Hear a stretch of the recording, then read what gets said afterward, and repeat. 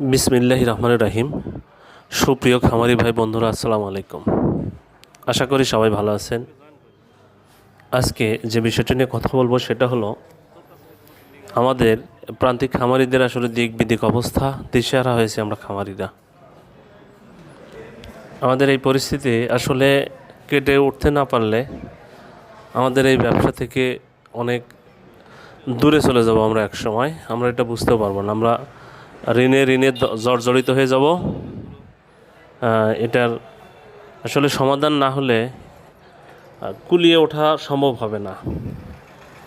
দেখেন, বর্তমান রেডি মুরগির যে বাজার 130, 35, 40, 45, এক এক দিন এক এক রকম বাজার যাচ্ছে।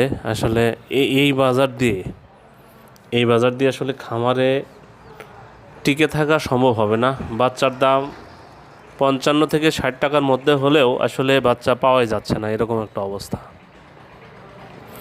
ধরেন যে আজকে বাচ্চা অর্ডার করলে ডিলাররা 4-5 দিন পরে বাচ্চা দিচ্ছে, তাহলে একজন খামারি কিভাবে টিকতে পারবে?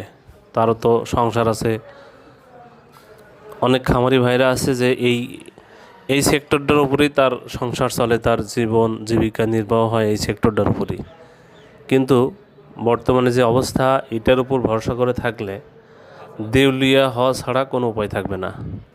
অনেক ভাই আছে দেখেন, আপনার ব্যাংক লোন করছে বা কিস্তিতে লোন করছে, বিভিন্ন ধরনের লোন করেও দেখা যাচ্ছে যে এই খামারে চলে আসছে।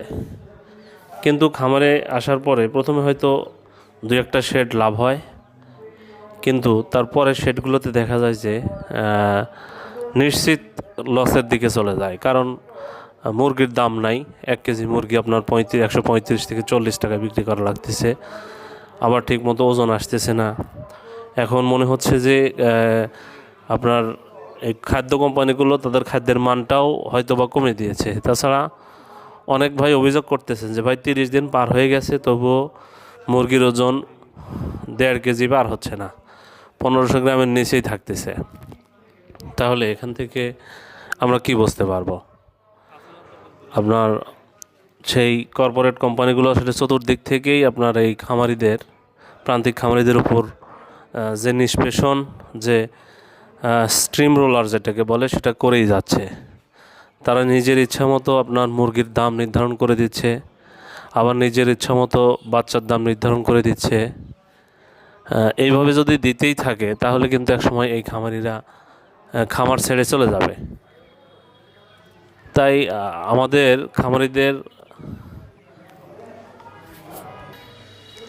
এই খামারিদের যে অবস্থা, এটা থেকে উত্তরণের একটা পথ হলো, সেটা হলো আমরা যদি কখনো সকল ধরনের খামারিরা একত্রিত হতে পারি, তাহলে এটা থেকে হয়তো উত্তরণ করা সম্ভব। তবে বর্তমানে খামারের যে আছে সেটা হলো হয়তো সোনালী গ্রুপের কিছু মুরগি পালন করলে হয়তো লাভবান হওয়া সম্ভব হবে।